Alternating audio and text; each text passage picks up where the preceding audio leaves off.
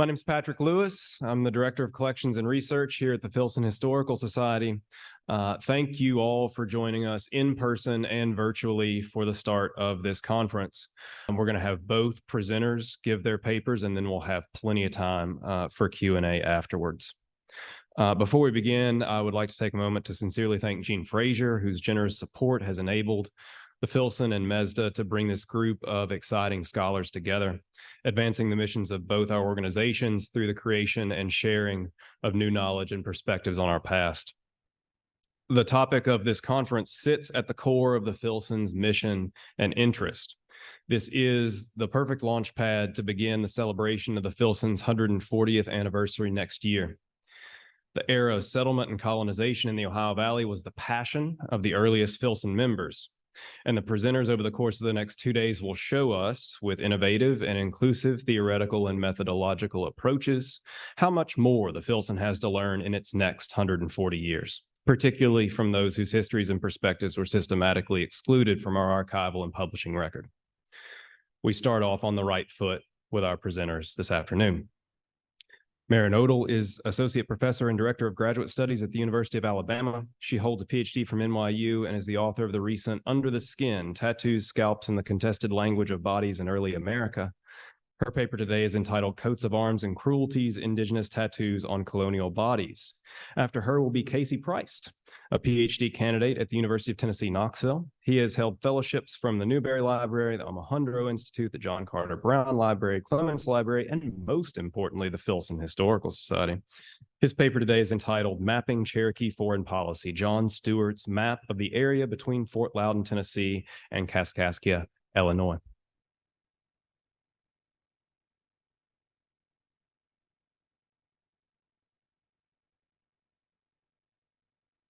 All right.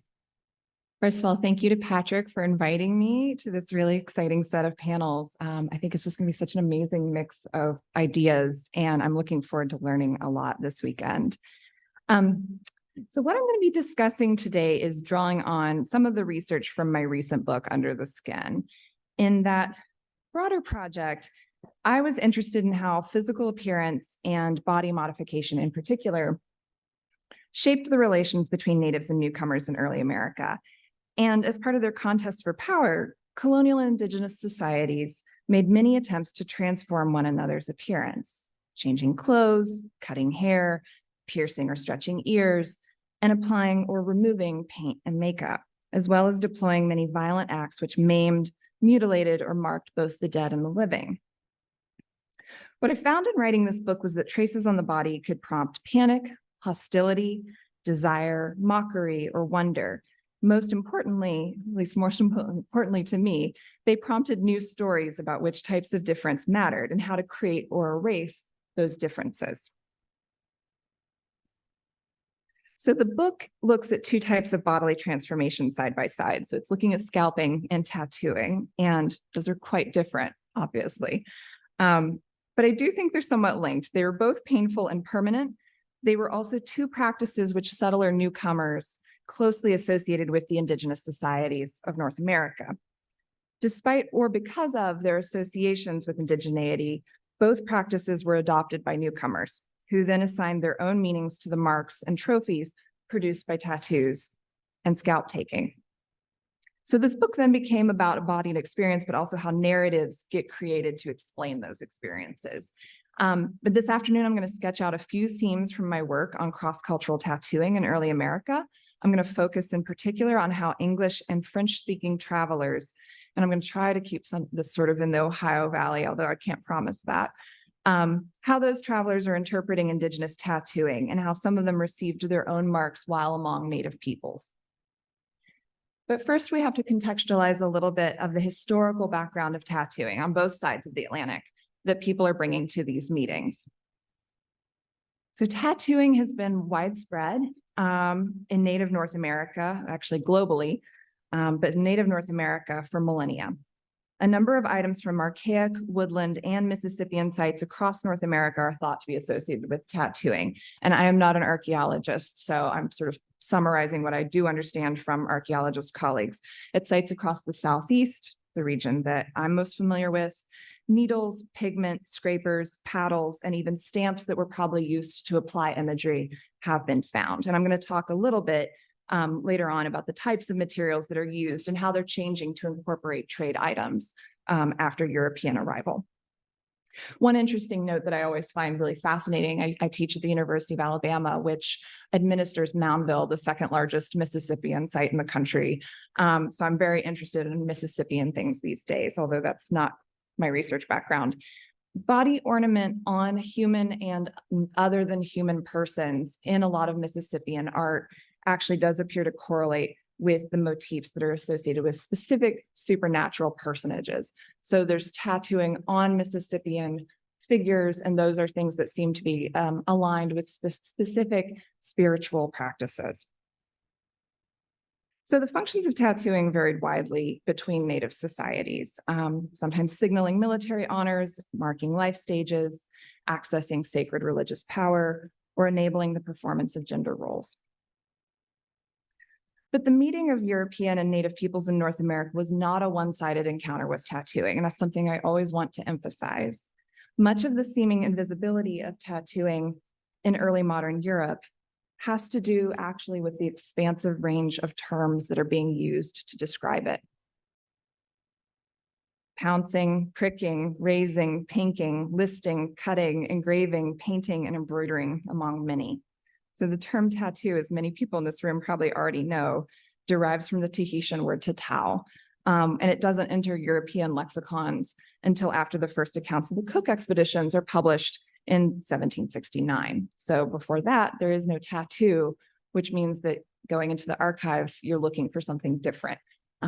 So I could make the needle in a haystack joke, right? But you're looking for tattooing needles in the haystack. So before that, English language descriptions of the practice of making permanent inked marks in the skin often relied on these terms. These are metaphors that are coming from other practices. And I think that's really interesting and generative, especially for us thinking about material culture. Many of these terms are referencing the preparation of parchment for script, the cutting, embroidering, and crafting of cloth, or the stamping and branding of goods, animals, and people. But after the 1770s, the practice of tattooing became inextricably intertwined with the adopted Polynesian word. And so it becomes this sort of common misperception that the act only arrives in Europe kind of with the return of the Cook voyages, when it's actually quite ancient. So the practice in Europe has much deeper roots. Tattoos were commonly used in ancient Greece and Rome to punish crimes and to mark enslaved people. And then those tattoos, which were, quite literally intended to stigmatize individuals, were in many cases reclaimed by Christians under the Roman Empire. They become kind of symbols of faith in the face of persecution. And those tattoos are sometimes actually even referred to as inscriptions that are similar to baptism. So by the early modern era in Europe, one of the things I think is so fascinating is there is a link that still remains in the form of pilgrimage tattoos from Jerusalem. That this is one of the things that early Europeans in the Americas are going to be familiar with. And this image that we see right here, this is a tattoo that's received by William Lithgow, Scottish traveler, in the very early 17th century. When he is in the Middle East, he visited the site of Jesus's tomb, where he paid, as he wrote, to have the name of Jesus and the Holy Cross engraved on his arm. And he then asked the tattooist to add, as he put it, the never conquered crown of Scotland and the now inconquerable crown of England joined, with this inscription painfully carved within the circle of the crown, Vivat Jacobus Rex, so long live King James. So this type of pilgrimage tattoo is one familiar reference for Europeans encountering indigenous markings in the Americas. As Gabriel Sagard-Theodat, a missionary in New France, wrote in 1632 about the Tionnontapi people, he wrote, "They have their bodies and faces marked in divisions with representations of snakes, lizards, squirrels, and other animals. It makes them frightful and hideous to those unaccustomed to it. The method of pricking and fashioning it is the same as that used for fashioning and incising on the flesh the crosses which those who return from Jerusalem have on their arms forever." And I just want to clarify, I love this image. This is from the Codex Canadensis. It is not of a Tionnontapi man. It's actually a Haudenosaunee person, member of the Iroquois Confederacy, but I think the tattoos are similar to what Sagard is describing. There's a snake here, there's a turtle here, right, among other things. So those sort of animal images that we're going to see quite a bit today. Another comparison that English language writers often turn to was a historical one, the idea that their ancient ancestors, the Picts, themselves had tattoos. In the 1570s, English expeditions to the Arctic kidnapped at least 4 Inuit with hopes of making them act as interpreters. A tattooed Inuk woman known as Arnok, which I think is actually a mistranslation term likely meaning woman, it's not really her name, died shortly after the expedition returned to Bristol in 1577, but not before at least 2 artists had painted her and her infant child. She has facial tattoos. They may be a little hard to see in this image. They're blue dots that are across her cheeks, and there are lines on her chin. And those tattoos prompted commentary from a number of scholars, people like William Camden, who described the Inuit captives as having black hair and broad faces, and the women painted about the eyes and cheek with a blue color like that of the ancient Britons. So interpreting Arnok's tattoos in light of his own national history, sort of suggesting that her appearance was like that of the ancient Britons, Camden is doing some work here where he's signaling to readers what I kind of call like a chronological continuum. He's saying that the past of the British Isles resembles the present and maybe even the future of the Americas. Similarly, if we look at Thomas Harriot's brief and true report of the Newfound Land of Virginia, an account of a 1585 English expedition to what's now the Outer Banks of North Carolina, they're very carefully documenting the people that they're encountering in the region. So when Harriot's account's published, it's richly illustrated, like it's meant to be promotional, and it's just, you know, mostly image really. Images of coastal Algonquians, like the woman you see on the far left, but also includes a sort of interesting appendix at the end with these illustrations of ancient Picts. So the man here in the middle, and then the woman on the far right. And the purpose the text explains was, he wrote, to show how the inhabitants of Great Brittany have been in times past as savage as those of Virginia. And so promoters of American colonization like Harriot are kind of promoting this line of thought that goes something like, you know, if the Picts had been defeated and supposedly civilized by the Roman Empire, then the native peoples of America could themselves be reduced to civility, as they put it, by the Picts' own descendants, the English. So they sort of love this parallelism. They're thinking about how the past will become sort of the template for the future. One of the things I really love, and would be happy to talk more about later, is that the images from the brief and true report end up being copied and recycled kind of repeatedly over many centuries. They just pop up in many other texts and objects. The thing on the left here is from this fabulous 1653 book, Anthropometamorphosis, which I love. And it's a long laundry list of every type of body modification that the author can think of.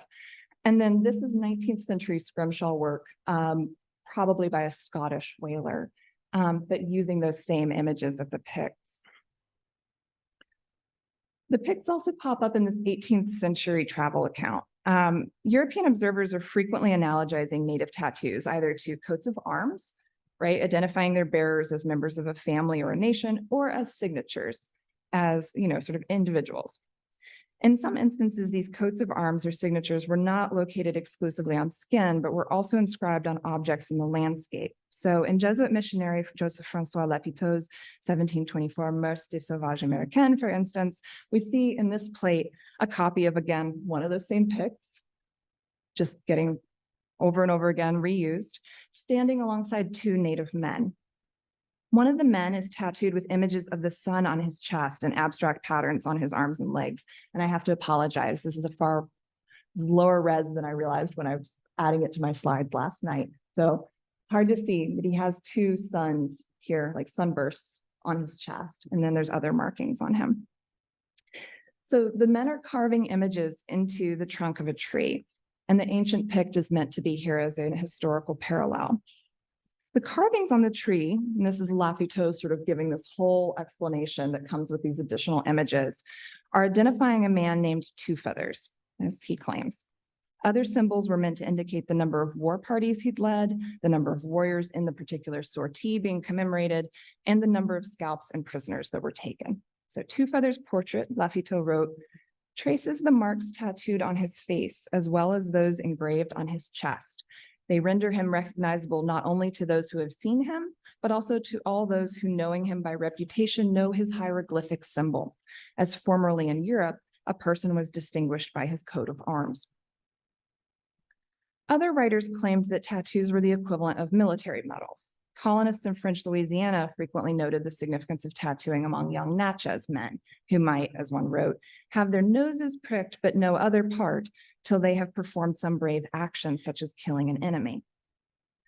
And so a tattoo is working here as sort of a double signifier. It's requiring pain and bravery in its inscription, right? You have to undergo physical pain to be tattooed in the first place. But it's also reminding viewers of the painful and brave accomplishments of war that were often thought to be prerequisite for earning it in the first place. In 1758, French officer Louis-Antoine de Bougainville wrote that Canadian fighters arriving at Fort Ticonderoga were the good kind, almost all voyageurs. One recognizes them easily by their looks, he wrote, explaining all of them are tattooed on their bodies with figures of plants and animals. One would not pass for a man among the Indians of the far west if he had not had himself tattooed. So Bougainville is, reading voyageur appearances as this sort of sign of their valuable relationships with Native communities, but also of their masculine courage. The idea of tattoos as this accurate, sort of unfakeable sign of accomplishment appears frequently in French and English colonial literature. It acts as a really useful way, I think, for many of these authors to critique European systems of status and military rank. The idea of earning a permanent visible mark of achievement, I think, was particularly intriguing for those like enlisted soldiers who were often shut out of other routes to advancement, that you had to have family connections or fortunes. And so tattoos actually seemed quite appealing. One Louisiana soldier, Jean-Bernard Bossu, recounted his adoption and a tattooing by the Quapaw sometime in the 1750s. "I've been made a warrior and a chief," he announced. He claimed that a deer had been tattooed on his thigh as a sign of his new role, and he compared his tattoo to that of an Osage man that he met near Fort Deschartres, so in what's now Illinois, who'd killed an enormous serpent which had done a great deal of damage in Osage territory. The man's accomplishment had been acknowledged by a tattoo of the creature, so a large snake tattoo. Bossu had done nothing of the sort, but his bravery in having, as he wrote, submitted to this painful operation with good grace was presented as its own justification. And he's very braggadocious in this text, and I love it. "The spectators," he said, "told me I was a real man." Having a tattoo, according to Bossu's circular reasoning, is sort of proof of meriting one, except when it's not. Bossu contrasted those who earned their tattoos, like the Osage man and like himself, with anyone who might take it into his head to have himself tattooed without having distinguished himself. And he then goes on to spin this fascinating allegorical tale. He says, "I knew an Indian, although he'd never done anything outstanding in the defense of his tribe, who decided to have himself tattooed with one of these marks of distinction. This show-off wanted to pass himself off as a valiant man. The warriors, who were indignant upon seeing a coward display a symbol of military merit, called an assembly to deal with this. The council decided, in order to prevent such abuse, that this false hero, who unjustly decorated himself with the tattoo of a tomahawk without ever having struck a blow in battle, would have the design torn off him, skin and all." And this punishment was then supposedly sort of forestalled by Bossu. Again, he loves kind of swooping in and claiming he saves the day. He claimed that he could remove the mark painlessly. He gave the man opium mixed with maple syrup and then applied crushed cantharids, which are blister beetles, and plantain leaves. The skin and the tattoo came off, and this type of operation amazed them all, he claimed. The procedure that Bossu is narrating is plausible. I think that would work. I think you could do that. But I think the anecdote is more allegorical, really, than realistic. In erasing this supposedly unerasable Indigenous sign with French medicine, as he puts it, Bossu asserts colonial power to rewrite individual status, both his own and that of the man he operated upon. His ability to treat identity as temporary and reversible, he could kind of adopt elements of Native culture, and then he could reserve the right to undo them. He'd hold himself kind of independent of any broader social claims implied by this mark. It's sort of this ability to alter the very processes by which honor and authority are defined. I think at the same time, his offer to remove the mark painlessly probably reinforced the social shaming of this man. His unwillingness to undergo danger to receive the honor of tattooing would probably have been redoubled by his unwillingness to suffer for its removal. So if he accepted Bossuet's offer, I think that would have probably been very, very bad for his social status. Bossuet's story was likely fictionalizing and actually kind of indigenizing a story he'd heard about Jean-François Benjamin Dumont de Montigny and Dumont's own writings about the tattooing practices of the Natchez, and Dumont is also in Louisiana. He'd added, "This lasts for life. Although I myself, having a Croix de Saint Louis tattooed on my left arm when I was young, found the secret to erase it." And so Dumont is also doing something interesting here. He's describing a mark that would have violated both French and native social regulations. He awarded himself an unearned croix, right? This is a really important military medal in the period, and he tattoos it on his own arm without having it given to him. And he's doing so via a form of body modification, which he says, is closely policed by native communities. So he's breaking rules kind of right and left here. One thing to note about all of this is that claims like Bossuet's and Dumont's are really difficult to test. That was a real challenge when I was writing this book. Whether these men had never been tattooed in the first place and are just making all of this up, whether they did successfully removed their tattoos as they claimed, or if they did remain tattooed, but their markings were concealed by the sort of norms of European dress, it makes it really hard to know. And there's a real absence of images of Europeans with cross-cultural tattoos from the Americas in the 17th and 18th centuries. So all of the images I'm showing you, you probably already noticed, are of Indigenous people. There's very, very little visual evidence of these cross-cultural marks. There's plenty of textual evidence, but there's a lot of paintings, as many of you realize, where you see French, British, American men who are wearing, outfits and accoutrements that are blending European and native fashions. But none of the officers, soldiers, and captives I'm discussing here appear to have had their tattoos documented visually. That may have been because they didn't actually have tattoos. It may have also resulted from a desire for concealment. So tattooing as material culture was increasingly hybrid. European trade goods like gunpowder were used for new pigments alongside traditional native needle instruments, sharpened fish teeth, or locust thorns. While the imagery of multiple cultures might mingle on a single body, Henry Timberlake wrote in 1765 that it was popular among the Cherokees to have their skins stained with gunpowder, pricked into very pretty figures. Dumont similarly wrote that the Natchez were largely using cinnabar, vermilion, or willow charcoal, but that some use gunpowder, but it causes an itchy rash. And I think even that drawback, and again, thinking about the sort of differences of these different pigments, I think even that drawback of gunpowder ink may have been a valuable characteristic because this was a ritual that was so associated with martial masculinity. So enduring discomfort's part of the point. So having it be even more uncomfortable than usual. And so, of course, vermilion and gunpowder are European imports. Similarly, metal needles and leatherworking awls provided by traders were also increasingly incorporated into tattooing practice. A 1720 account by an anonymous French officer implicated another officer in a provocative rumor. This man, whose name you would recognize, as the author put it, had tattoos of the Virgin and baby Jesus, a large cross on his stomach, and the miraculous words which appeared to Constantine. Alongside these images, the author wrote, there were endless marks in the savage style, and a snake which passed around his body and whose tongue pointed toward an extremity which I will leave you to guess. So this is a very gossipy tone, right? And I think this account is probably supposed to be referring to Jean-Baptiste Le Moyne de Bienville, so the colonial governor of Louisiana. So that's why he never names him. He just kind of hints and leaves it at that. The juxtaposition of Christian iconography with the implied sexual connotations of the officer's snake tattoo would have been expected to scandalize readers.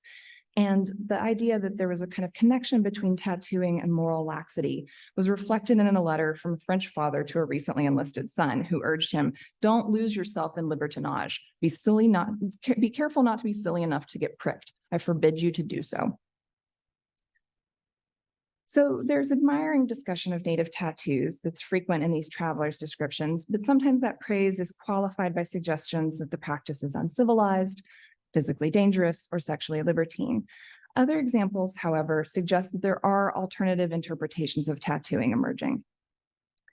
So Henry Grace, a British soldier, was captured by a Mi'kmaq party during the 7 Years' War, and he spent several years with them. He travels through the Great Lakes and down the Mississippi, and then is ultimately returned to England. Back in England, he writes this narrative requesting charity, and he says he's been denied a pension, and he has no way to get his living because of the wound which I received in my right arm. And this wound is a tattoo. So in what's, probably now Western Tennessee, Grace and his captors actually had visited a group of Chickasaws. Their bodies were, as he wrote, pricked with thorns in the shape of all sorts of wild beasts and snakes. And then he was cruelly, as he put it, tattooed in a similar fashion. They called for me, and some of them fastened on a stick 4 or 5 white thorns, which were very long, tying my arm to a tree that was blown down. They pricked it to such a degree that the flesh worked above the skin, and then they rubbed their Indian paint in it. I was in such a condition that I could sleep neither day nor night, and I feel the ill effects of it to this hour, not having the same use of it as I have of the other. And, I take that seriously because tattooing could truly be dangerous to one's physical health. Swelling and pain does suggest an infection. Long-term effects can't be discounted.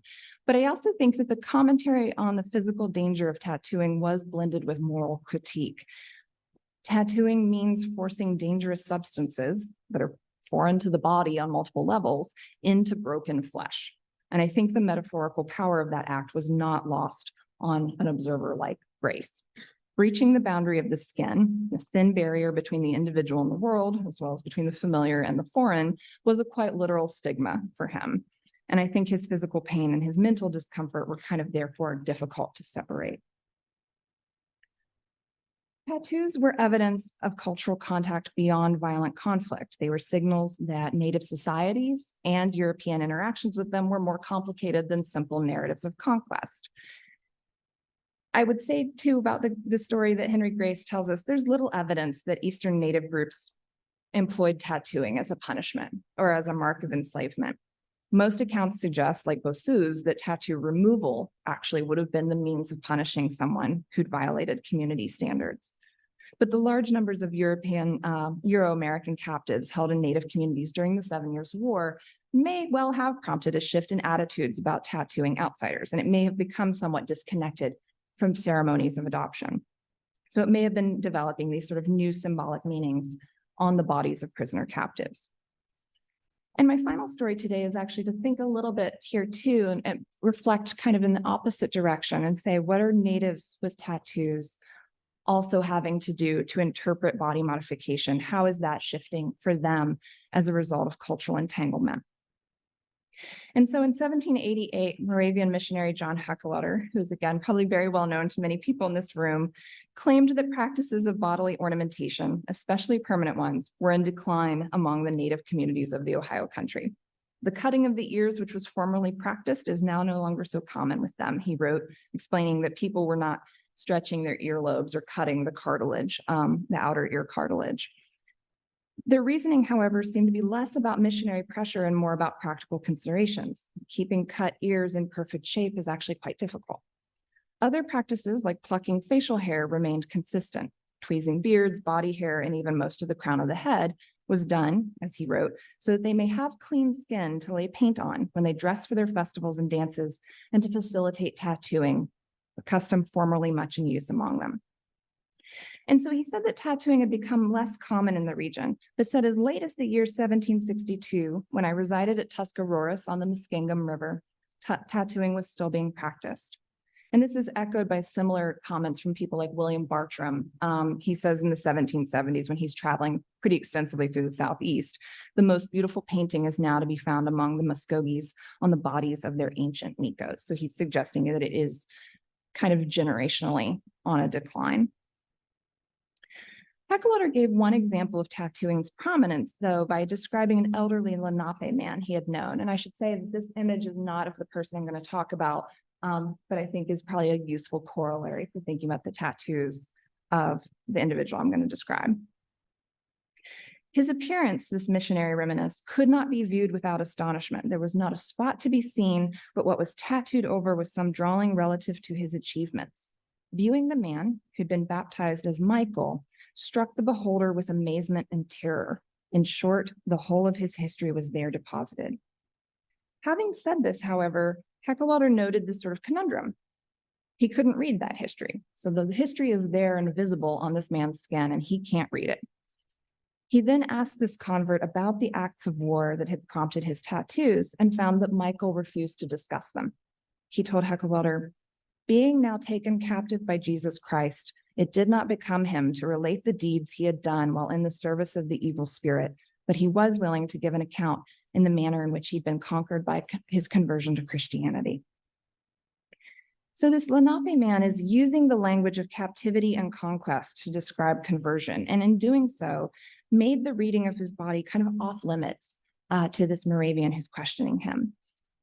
It's possible that Michael continued to ascribe great value to his tattoos. You know, this is a language of conversion that maybe is just sort of flattering a missionary and then kind of politely diverting him from something that he thinks is too personal or inappropriate that he doesn't want to talk about. But his particular metaphor, which is that he's now captive to a new master, Jesus Christ, presents another possibility, that he saw a sort of chasm between his former and current selves that he couldn't bridge. While the missionaries saw his tattoos as something remarkable, but something that could ultimately be overlooked in favor of what they thought was more reliable evidence of his character, which was his conversion, for Michael himself, the tattoos may have been sort of made inaccessible by his new faith. So by no longer speaking about them, he indicated they belonged to another person. So by the late 18th century, tattoos in early America were permanent hybridities. They were open to interpretation by a variety of audiences, with their legibility unstable. For non-native soldiers who received Indigenous tattoos, such bodily markings might enhance their claims to martial masculinity. Or for someone like Henry Grace, it might undermine them. For Native men like Michael, religious conversion might rewrite the significance of their own traditional marks. For Bossu and other Euro-Americans claiming to be tattooed, their marks required textual elaboration to make readers see what they needed them to see in their skin. So the many different cultures of early America, you know, one of the things I always say is they paid really close attention to the unfamiliar appearances of strangers. And I think we should pay attention to what they were paying attention to. Beyond just observing appearance, they were also attempting to change their own bodies and those of others. And those transformations were intended to make stories real.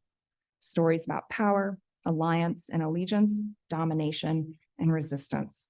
Settlers co-opted and rewrote a range of Native practices, including those that were intimate, tactile, and embodied. And in doing so, they created patterns in American culture that I think echo into the present, whether that's in the misuse and misunderstanding of Indigenous tattooing, or in the way that film and literature have tended to depict scalping as an act that justified American expansionism. I hope that by continuing to look closely at body modification practices, so in their actual practice and lived experience, as well as in sort of their metaphorical and imaginative power, we can start to see the intimacy and complexity of cross-cultural engagement in early America. And we can start to see tattooing in particular, not just as adornment, but as a crucial tool in the cultural and political contests between natives and newcomers. Thank you.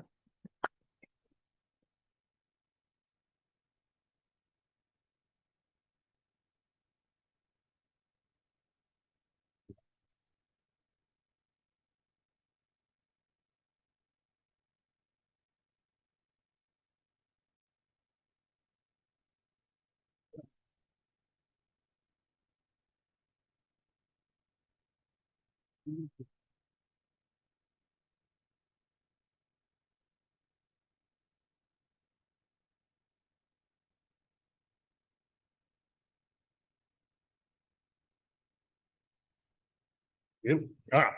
Well, Chio, Dogadua, Casey Price. That's hey, y'all. My name is Casey Price in Cherokee. Thank you to Patrick. Thank you to Daniel. Thank you to everybody that has given me this opportunity. We're going to do a few things here. We're going to do three things today. We're going to look at a particular map, but in order to get to that map and detangle that map, we're going to have to look at some other colonial maps. So first of all, we're going to go over what types of questions historians of cartography are asking of maps now. Maybe it's just me, but I think there's others as well. Then we're going to see what sort of the nature of these maps are. And then we're going to go through a series of maps together. So we're all going to be experts at colonial mapping after this session. And then we're going to tackle John Stuart's map of the area, well, where you are now. So first of all, we hate to burst everybody's bubble, but colonial maps are not products of these gallant explorers. It's not Europeans that are finding or surveying these vast tracts of land, okay? It'd be like if we all got in the car and drove down 65 to Nashville and somebody said, okay, map the US now. It would be really difficult. Most of the time, unless it is a very large scale map, which is a map of a very small area, most of what you see is going to be information provided by other people. The very tiny part that the Europeans see through direct observation, we're going to be able to pull that part out. That's going to be part of what we're going to do today by dissecting these maps. So you can get out of your head that they are European products. We're going to look at stuff that is indigenous products today. They're multi-layered. This is what makes them so difficult to pull all this information out, because while you're going to have indigenous, and we're going to look at specifically Cherokee spatial epistemologies that are on the map, there's going to be colonial overlays that's going to obscure that. It's going to make it hard to see. And when we see about the accuracy, that was a question that map historians asked for a long time was, well, what do the Europeans know now? What types of information are they getting? These maps are getting better or they're getting worse.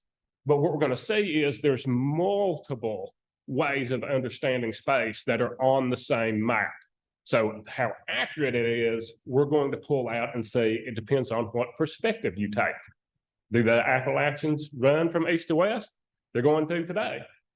So what we look at is we got this combination. It's a indigenous geopolitical reality on the ground that we're going to be able to see in these maps. And we're going to use very easy, blatant, easy ones to dissect before we get to more difficult ones. But there's colonial visions that are also intersecting with this. So the colonial context that they place these indigenous geopolitical realities is going to make up the complexity of the maps that we're going to look at today. So we're going to start with Le Mairin, one of my favorites here. So this is Jacques Le Mairin's. This was actually produced in one of Debras that Mairin went over with some of those illustrations. This was a map. Am I getting too far away? Sorry. So this was a map that was produced 1591, but it was from a excursion of the French in the 1562 and 1564. So this was 30-year-old information already. So Le Mairin was with René Le Laudonnière, and they went to Fort Caroline, which is in modern-day Jacksonville, Florida. And so the only part of the map that he saw through direct observation was on the St. Johns River. So he got on the river, he went south towards Orlando, and boom, we have a map of the entire Southeast. So let's see how we got to that, right? We're going to concentrate. And by the way, I know Patrick told you put your phones up, but you can take them back out now. If you will scan the QR code, it'll take you to the high-res edition, and you can get all the way down to where you can see the sea monster. He's got an Invisalign, his teeth look good. So you can get way, way down in there on all of these maps. I recommend you doing that. So this area right here is what we're going to concentrate on. I don't want to take it off for now, but when Le Mairin was with the French expedition in the 1760s or in the 1560s, they went down the St. Johns River. That's the only place they went.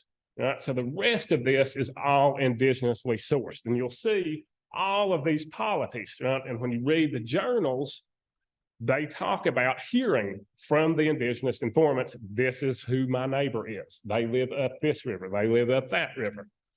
But the most interesting part of this map is this lake right here and waterfall, which for those of us like myself that can't read Latin, it says this is the lake where indigenous people are sifting out silver. So you can literally go bathe in silver.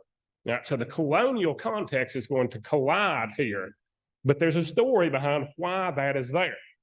So young La Rochefoucauld, what a name, La Rochefoucauld. He was about a 20-year-old French person that was with this excursion. And so it wasn't going good. The French, as they always do, and the English, when they first show up, they're all starving to death. But he goes, well, I'm going to go explore a little bit, and I'm going to negotiate with some of these indigenous people and see if we can find some stuff. And so Loudon says, go for it. So he heads north, and he finds this headman, or who he says is a headman, named Utina. And he is part of the leader of this whole confederation. So right here is where Fort Caroline is. These are confederated indigenous people. These down through here, he hears about Carlos.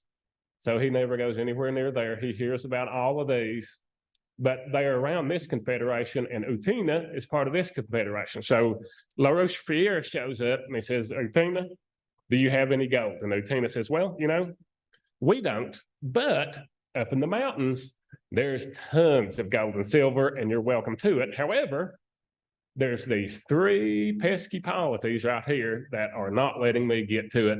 If you'll show up with all your French buddies and their guns and kill them, you can have all the gold you want. So La Rochefoucauld goes back, says, Loudon, I figured it out. All we have to do is go up here, help Utina, we're rich. So to make a long story short, he ends up getting his skull fractured with a axe. Most of the French get killed either by the Confederacy that they turned their back on, or the French or the Spanish that they ratted them out to. So only a handful of the French came back. But what the map displays here is not only that it was not French information, but it's also a snapshot of the 1560s geopolitical situation in the Southeast. These were real confederacies. They figured that out when they killed them all. And so were these. But this is not just an anomaly or something that was a rumor. This is political maneuvering by Utina. He knew, because he had already conducted business with the Spanish. He knew that the colonial context was that these people were after material, mineral wealth, and all he had to do is make this up, and they couldn't stand themselves. So then this particular vision of the Southeast becomes salient. So Hundus produced a map that was very close to this. In 1606, a guy named Mercator published it in his atlas. So it became the default Southeast picture of all of Europe for almost 100 years. It made it onto the first Lord's Proprietor map when they found Carolina in the 1670s. All of this nomenclature is still there. Utina is still alive. So it shows that this one little intersection and all of this information and the colonial context that it's garnered in becomes salient to future colonial aspirations, right? But it's not European discoveries. It's a snapshot of indigenous geopolitics that informs that imperial eye for almost 100 years.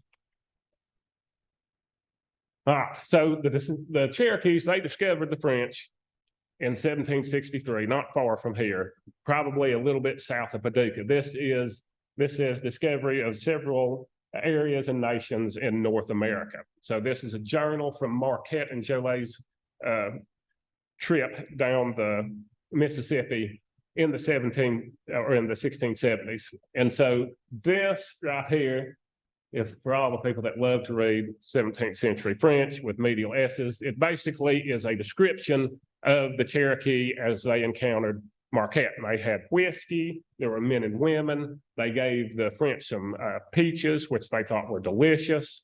They had guns, and they told them where they got this stuff from was on the East Coast. So when we see this fold out map over here that came with this journal, this was the published map. And we're going to focus in on this nomenclature right here, because as Marquette and the boys went down the river, they asked all of the indigenous people where they lived, what's going on where you're from, right? So we get a snapshot in this wonderful map here with the awesome bison of a massive swath of North America.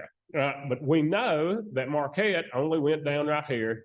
Then some people near Arkansas said, well, you better not go any further than that. So they turned around and that was it. But yet we have this huge picture. So once again, this is all indigenously sourced. And what we're going to focus in on is this nomenclature right here. This is the first time the Cherokee show up on a French map, and it's their own words for what they call themselves, right? Cherokee is not a Cherokee word. We'll get to that here in a minute. So that's important. But what they told the French was, here's our neighbors, here's where we are, there's mountains, and there's people that live right on the other side of this. Yeah. So this one encounter that we see makes it onto this colonial nomenclature that will inform the French about what's in the interior for the next 100 years or so. How important is this? It makes it onto Franklin's map. Now, his nomenclature is just slightly different. It's right here, but it comes out, he reads several different journals, and it comes out as Gadua. So that is the mother city of the Cherokee. So they told these French people in the 1670s, hey, we're from Gadua, and all you have to do is sail down this river, and that's how you get there.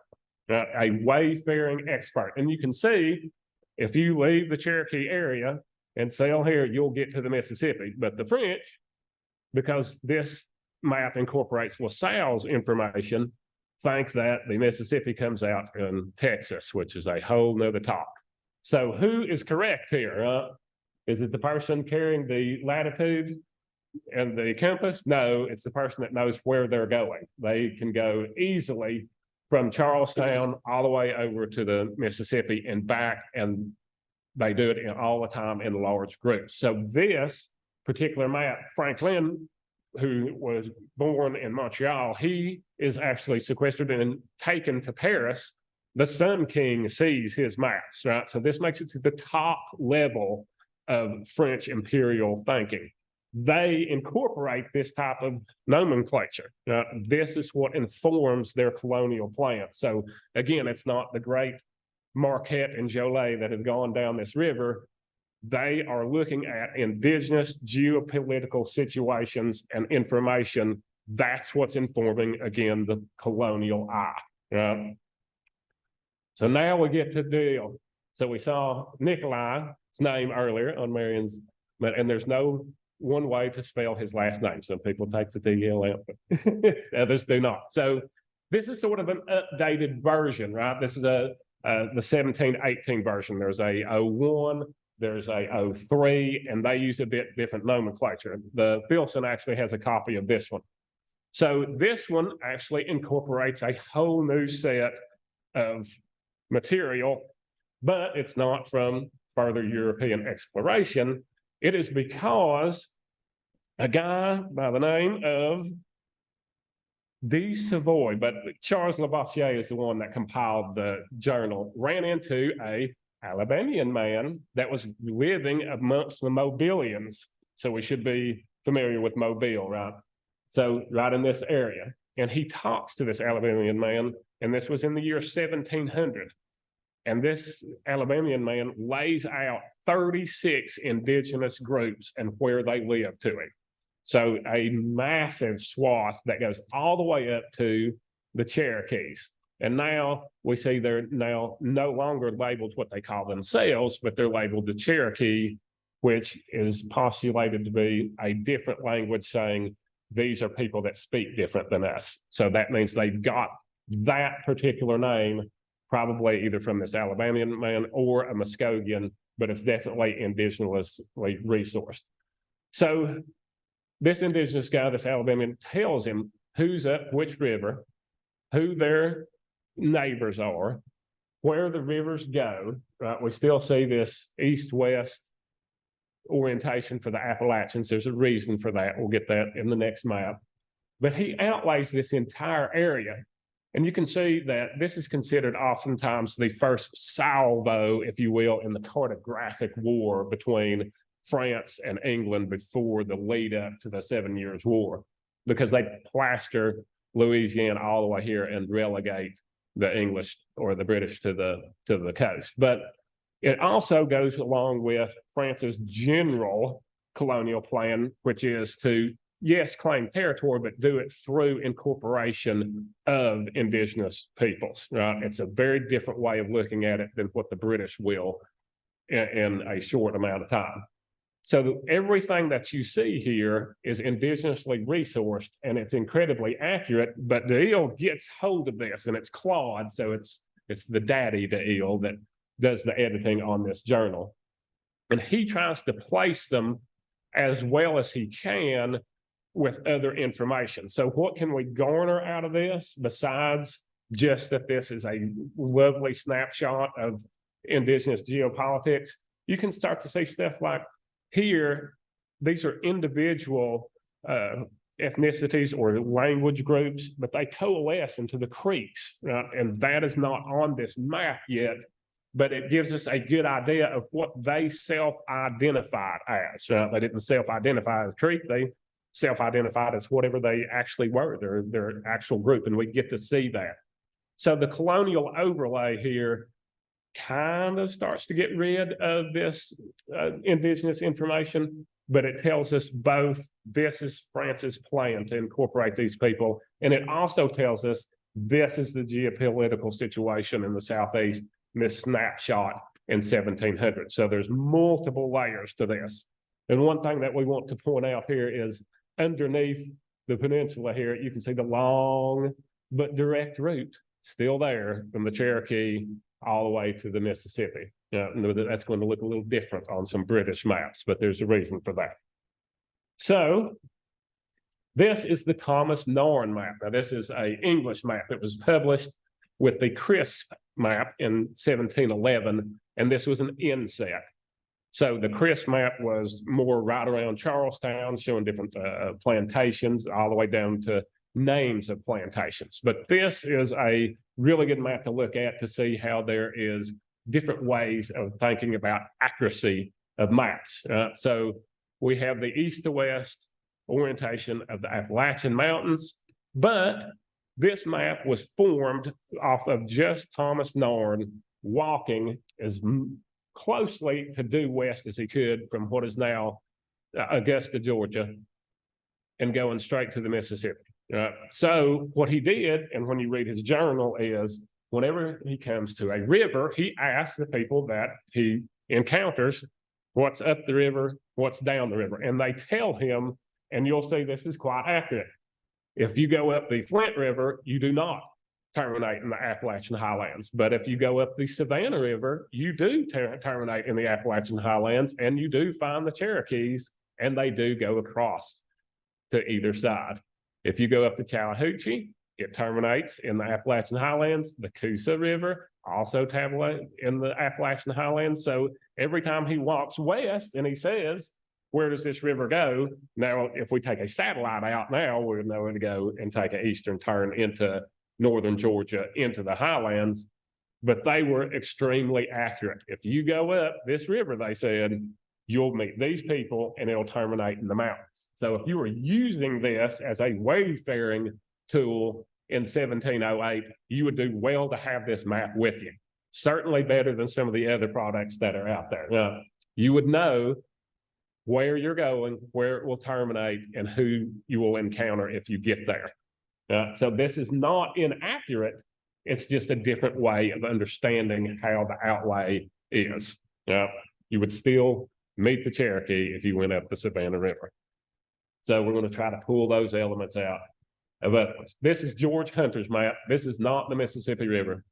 The original plate for this map was something called the Barnwell map from 1721, and that would say a branch of, and he wrote over that. So, but what we're looking at here is there's a very distinct elements here of observation versus informant, and that's what we're trying to pick out. So here is Charlestown, the Ashley River, the Santee River. So as our buddy George is going up this path right here, you can see that he is denoting every single creek, and you can see how short his line of sight is, right? And he gets into the Botanics. I think there's some 13-mile creek and then 14-mile creek. So you can see how short his line of sight is here. And when he loops around, it gets a little bigger. Like he places the Catawbas up here. There's some notes here. But then all of a sudden, there's this note right here that says, this is as far as George went. So you can see that the orientation and the scale is vastly different here. These 2 points together right here are about 50 miles apart. And if you've never been to the Western North Carolina or Eastern Tennessee mountains, that's a long way. So this completely changes. So when we see this, it's indicative of a tight observation versus informant. And we can pull those elements out of other maps. So our final series of maps, this is the Mitchell map, the most important map of all time, according to North American historians of cartography. However, we can see the colonial overlays now are absolutely blatant at this point, right? In fact, if you were an English baron, you could buy a book of this, and it would have earlier French maps, and you tore them out until you got to this, where the British have won officially. You also see stuff like the creek label coming in, right? And that's not the creeks telling them that were creeks. That is them trying to make these groups legible, because you still have the individual language groups. This entire nomenclature here is still based off of the Barnwell map from 1721, which was almost all indigenously sourced. So if we see this area where the Cherokee told them about their land, it's quite a bit bigger in scale than it actually is. And you'll notice the very direct route to the Mississippi that they told them that they take. So there's a lot of colonial overlays on this, but it's underlaid with the same type of geopolitics and the indigenous information that we've seen on all the other maps. So now we all feel like we are colonial experts at this point. We can pull out these elements. So here's Stuart's map. I'll give you a little context here. This was in a letter in 1757, July the 11th, from Fort Loudon. Fort Loudon is just southwest of Knoxville, Tennessee. It had just been completed. The Cherokee had wanted this fort, and we use the word fort, but really the Cherokee saw it more as a trading station. They actually requested to have these in their towns and complained all the time if they didn't get one. So to orientate you, oh no, it doesn't say you're here. You're here. So, and that is where Knoxville, Tennessee is. And the scale of this map and the direction is all wonky. So we'll try to orientate ourselves the best way we can. So this is the Mississippi, the Kaskaskia and the Illinois. This is where the Illinois people would be. This is the small section that goes out to the mouth of the confluence of the Ohio and the Tennessee. I think I put, oh yeah, this will help us. So that is that section there. Then you have the entire length of the Tennessee River from here to here. That entire length has been shortened to this right here. You also have, this is now called the Colonial River, which is southern, which is the Shawnees word for themselves. So there's a little interesting tidbit for Kelly, because we're trying to figure out who actually claimed this land. Well, according to the Cherokee, this was the Colonial River. So this would be the Cumberland River. This is the Wabash. I'm guessing this is the Great Miami River, but there's a couple, so we don't know for sure. This is the Pinkashaws, which was a Illinois speaking, and they have the, or Miami, I'm sorry. And then they have Fort Duquesne, so this is all the way up in Pennsylvania here. This is the Hiawassee River, which has been massively elongated. And this is nicknamed the Enemy River, but I have seen it on other maps called the Anaguski River, which I have not confirmed this with the Cherokee speakers, but is the same word as Cherokee for people with no clan affiliation. So either way, it is what it is it's a bad English translation of a river, maybe where they kicked the Yushi out, or potentially where you could sail up to get to the Shawnee, who they were not in good stead with at this point. So this would be the rest of the Tennessee River, the Little Tennessee River, and the Tokyo River here. Now, this is the Holston that goes up towards Virginia, and that is what we call the French Broad River. So try to pull some of the elements out of this. It's pretty simple to look at this part and compare it to the George Hunter map, right? We can see this is probably direct observation. Stuart was there. But as soon as we leave this area, it goes completely haywire. We have all types of different orientations. So why is that? Well, the letter contained why that was, and it's because Stuart didn't go and map all this. The Cherokee did.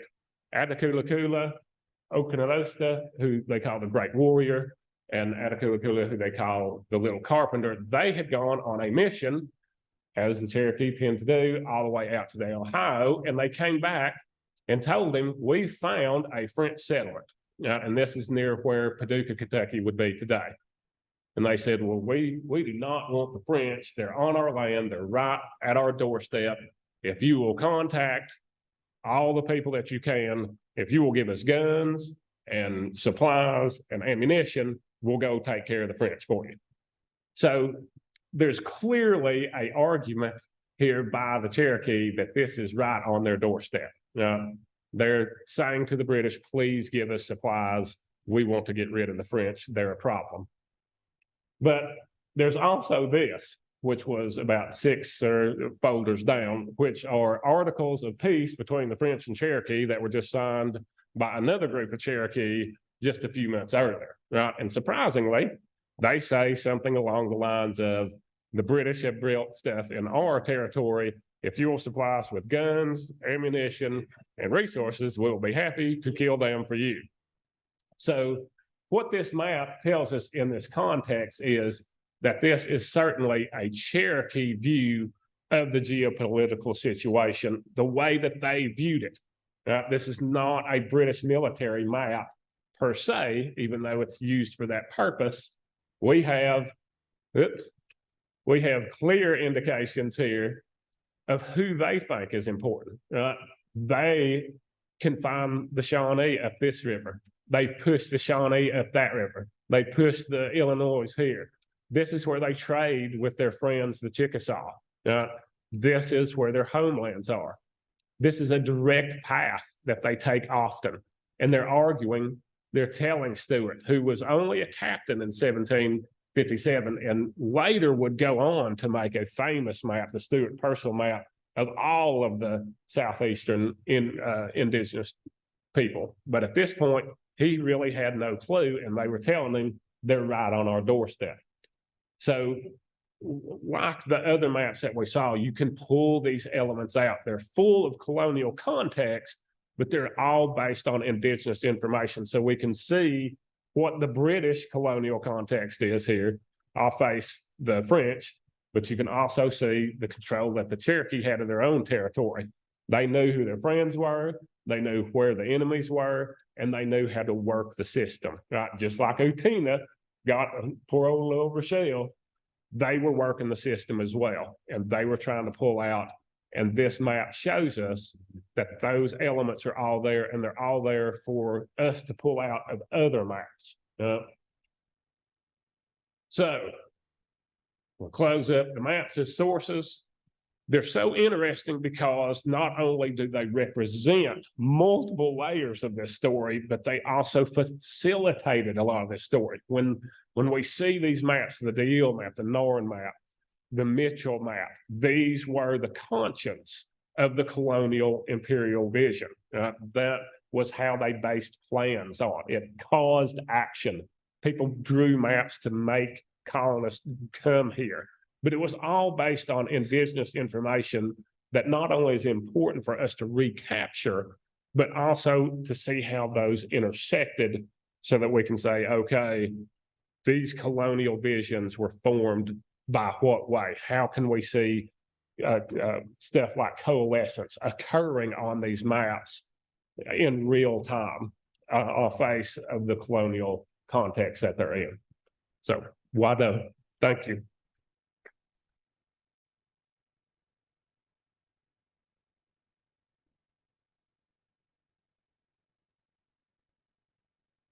This on? Yeah. Thanks to both of you for those really fantastic presentations. I feel like we've really gotten started on the front foot. Yeah, if y'all don't mind to come and sit down in front of the mics, and everyone here, either come to this mic or to that one. And please, we've got a full 25 minutes to have questions and answers. And I know with those thought-provoking papers, y'all got something to talk about. Mark does. I'm a talker, so it's a problem. Thank you both for your wonderful presentations. Really tall.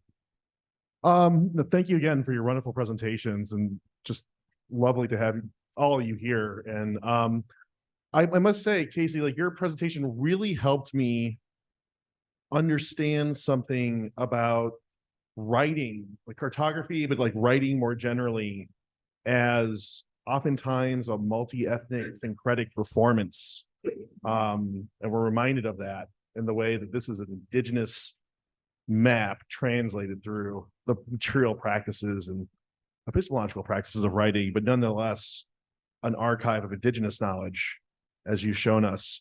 And I was wondering, just based on that observation, that keen presentation, Mairin, I had a question for you, building off of Casey's observation, which is, I was wondering about the ways that different indigenous peoples might have wielded writing, categories of writing, practices of writing, affinities between markings, inscriptions of the skin, and inscriptions of other substrates with other technologies of inscription, in ways that adopted and adapted Euro-American ideas of writing to indigenous ends, or at least negotiated them in interesting ways. Sure, for both of us to tackle. It means a team effort. It's a syncretic performance. So, Do you want to do it? I can speak to some of the more. There are at least 2 or 3 that I know of indigenously authored maps from the Southeast. Oh, that wow. use writing.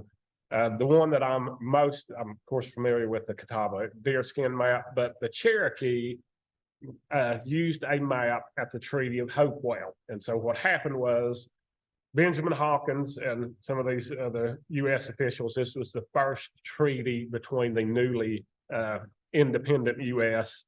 and the Cherokee in 1785. So they unfurled this map called the McMurray map.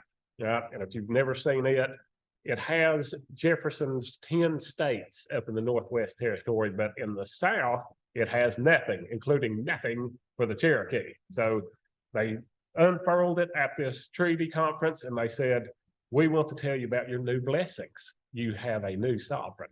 And the Cherokee said, well, this is pretty hard to understand. So it says, with great difficulty, we explained to the Cherokee. And then they said, well, we want you to draw a map of your territory and show it to us. And they did. And we have that map, albeit very altered, in the American state papers. So the Cherokee used their own visuals against the McMurray map. So I don't know if that goes into the textual part they want, but it's certainly locational imagery, if you will, that fought against what the McMurray map said in that initial salvo. That's a wonderful example. That's great. Yeah, I think maybe to add to what I think you're asking about, thinking about things like dendroglyphs, which we were chatting a little bit about just a minute ago, like there are spaces where you can see different types of indigenous marking that are doing that kind of political claiming of space. And I would love to think more about those. Like, so in the Laputo image, right, like the people carving on the tree are putting, you know, their faces kind of physically in the landscape. And it's not, yeah, I think you should read it as writing. And I think you should read it as not just a story of like, hey, I was here, but like my community is making a claim of power and making a claim about And we territorial. recognize Yeah, that you will see this as a species of writing, and we know what power that wields in your imagination, even as what's not reducible to that in ours. Maybe yeah, and even because those dendroglyphs are not just writing. It's, yeah, I mean, I'm a little whip-dee these days about whether I should just go ahead and call it writing. That might be unfair. Exactly, yeah. Exactly, yeah. So I'll walk that back a little bit.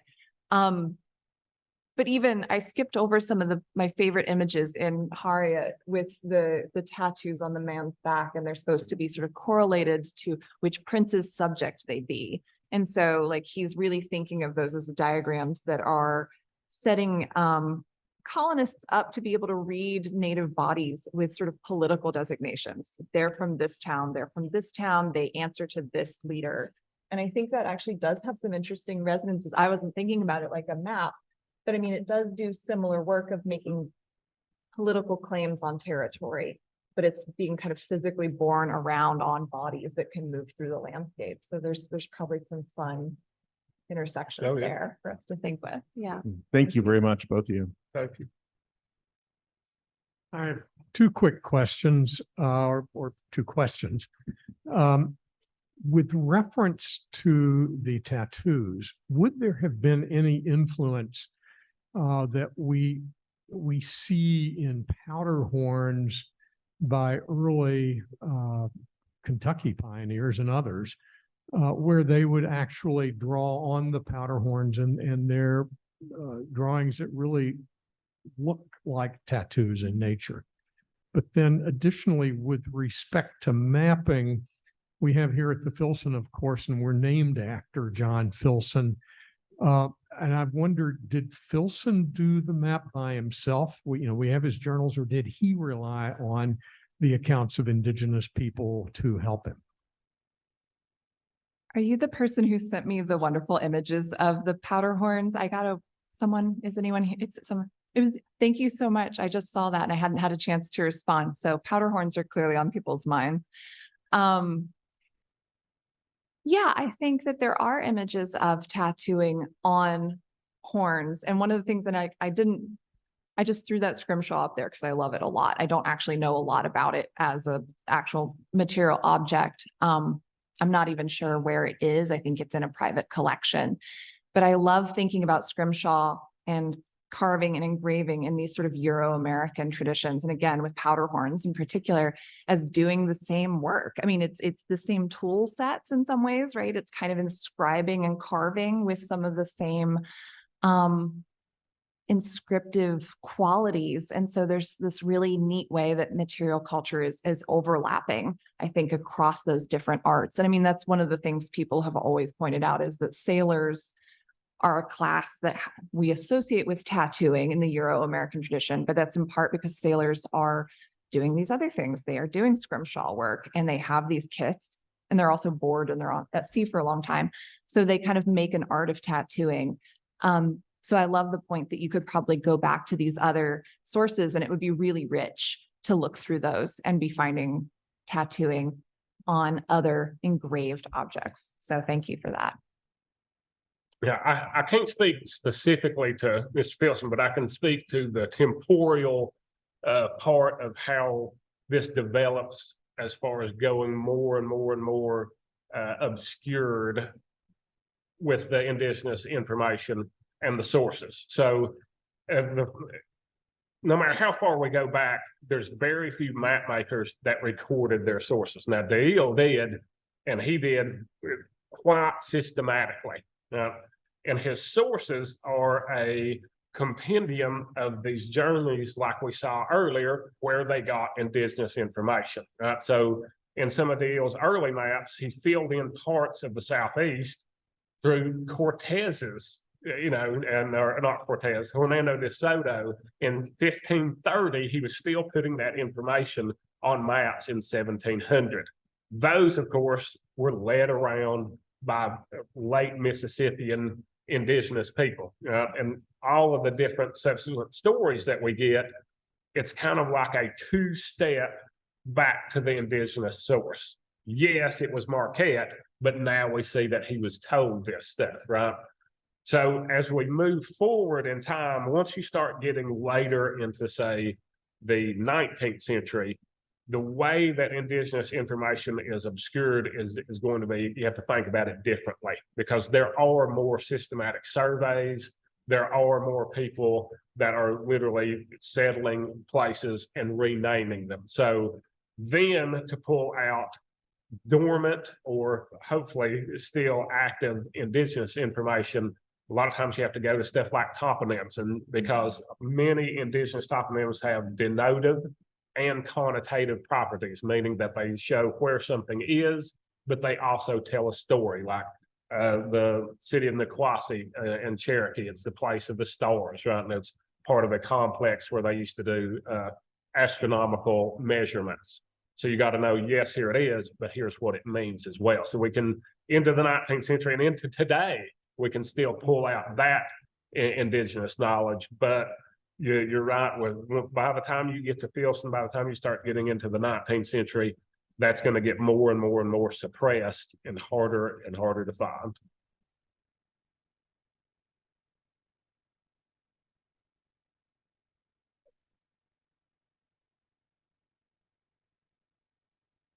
Hi, Kate. I'm trying really hard not to do the stereotypical academic conference question where I want you to talk about my work, and I feel like I'm becoming the thing I hate most. So my earlier scholarship was on colonial Liberia, and I have a chapter on the map making there. And so by the 19th century, what you find in those colonial sources, because they're settler societies that are making this claim as a civilizing force, the symbols and such that they use on the map begins to justify the civilizing mission. And so you see West African towns are actually identified by these series of jumbled triangles, which vaguely represent the conical architecture of West African housing. But right, American settlements are perfect grids. American roads are straight and in defiance of all the actual accounts. Whereas indigenous African settlements are all jumbles and confusing, and their roads are dash, and you write some dismissive comment upon them. So I'm curious if you I don't know if your work continues on into the late 18th and 19th centuries as the West, as American and settler societies encroach upon these indigenous sources, if you see representations of these sites evolve and change to justify that imperial project. Oh yes, and it's a strange arc because it starts the other way. Right, when we look at the Moyan map, or if you go back to the DeSoto map, when the colonial context was that Europeans wanted to find hierarchical societies, the iconography was of like European cathedrals as cities. But then as time went on and that changed, they no longer wanted to find hierarchical societies. They wanted to find savages. Yes, the symbols changed drastically, and they would start getting annotated saying they've left here, or they've been destroyed, or they have are now subjects of the king, or blah blah blah. So that it's a crazy arc where it's again that colonial context where they're trying to replace it with whatever they want to have on there. That's good.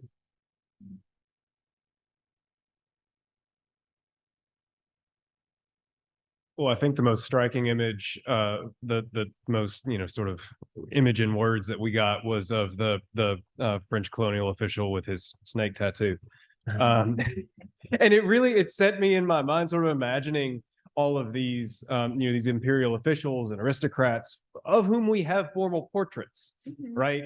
In European dress with their sometimes still wearing plate, right?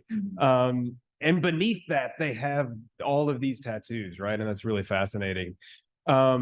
Thinking about their mission in North America, are there moments, do we have accounts of them sort of disrobing, adopting sort of indigenous garb in these diplomatic relationships, and then using those tattoos, even though in this case there was lots of Christian iconography? But is that some sort of diplomatic tool that they can bear? Yes. It drives me crazy, right? That there aren't portraits that give me that, but like, I really thought this book was going to have more pictures in it. And it, like I said, it creates that sort of sense of, are these people lying, right? Are they just telling this as a story to kind of have credibility? They think it's when they go home. But I do think with the Bienville story, I think there is additional eyewitness to support that he did in fact have pretty extensive tattooing. Beyond just that anonymous account, there is another author who says exactly what you're asking about, which is that this is to gain credibility with French allies in the lower Mississippi Valley, and that he does, I forget the exact quote, but it says something like, he indulges them in their humors, and when they go to war, he makes himself naked like them. And it also mentions that he has snake tattoos. And so the idea that he is in fact dressed in an indigenous style, and that his tattoos are very visible and they're very much part of his sort of credibility with their allies, I think is part of it. And I spent a lot of time talking about the French today, but I think there are English examples of this as well. William Johnson, we don't have any evidence that he's tattooed, but he certainly is very attentive to the ways that costuming, language, being willing to perform in rituals does the work of like getting people on the British side. And people repeatedly talk about that. Cadwallader Colden writes that that is the secret to Johnson's success. And actually Bougainville, in that same text where he's like talking about all the people coming in at Ticonderoga, worries about Johnson. Like he makes little asides where he's like, Johnson's really good at this because he's willing to, have tobacco ceremonies, he speaks their language, and he dresses like them when he needs to. So I think it does a tremendous amount of diplomatic work. And it is really fascinating to think about these individuals moving across the Atlantic, and in one space, they're dressed very differently. They look very different. And then they, their term of service goes over, they go back to France, and they resume an entirely different sort of physical appearance. Yeah.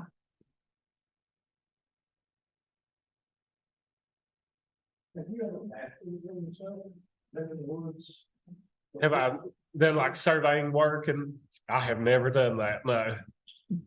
I've done that for 30 years. We've gone through GPS, which is something most people here before that we had base maps that were drawn on 20,000 square. 1 inch equals 1,000 feet, however you want to say it. And those are based off their photos. But when you're looking at the field, we have tools like Ziploc bags, wax paper, engineer books, write notes. We have pencils that would write that would not smear the brain, water, sweat, dirt. And then we still have a perspective of the unknown. That it wasn't as fast as the continent, but it might be as fast as the bottom. Kind of just going on area or something like that.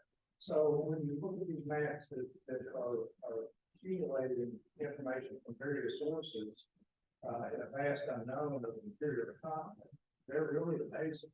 And so if we chuckle at the discrepancies there, it would amaze you what a college educated person who has 30 years experience can do out in the unknown, and how awful it can be versus that.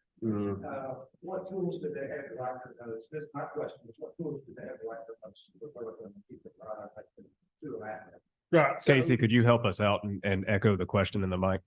Oh, he's basically asking what type of tools, right, that they had.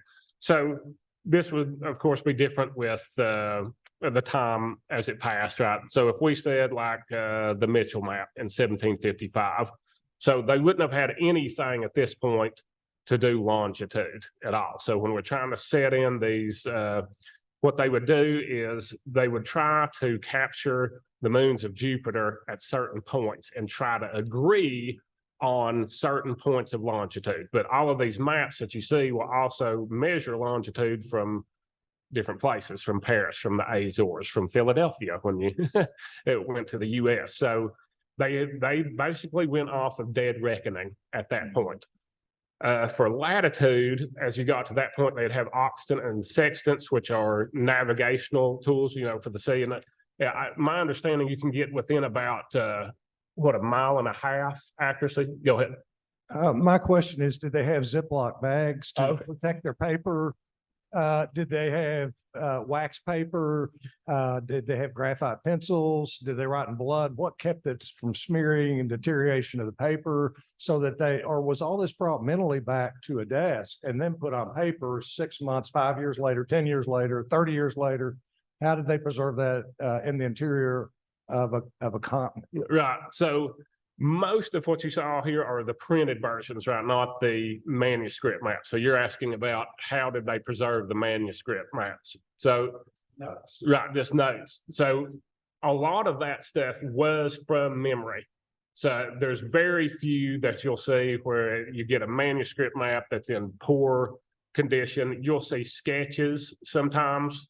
This was actually drawn on paper in Fort Loudon, the Stuart map that we saw before. He, at the end of the letter, apologizes for the low quality of paper, but they wouldn't have had anything other than maybe like a leather pouch. And a lot of times they would take notes to themselves saying distances. Like if you, like Thomas Norn, the map that we wrote with that there, he had a journal with him that he just wrote on regular paper and just tried to keep it. And then when he got back, he drew the map based off of the measurements that he made out in the field. So yeah, they didn't have Ziploc bags. It would have been quite a journey, as you can tell. But yes, you're right too. I mean, what information they did gather and what information they were able to record and then produce on these maps that are printed, and it's amazing what they could do for sure.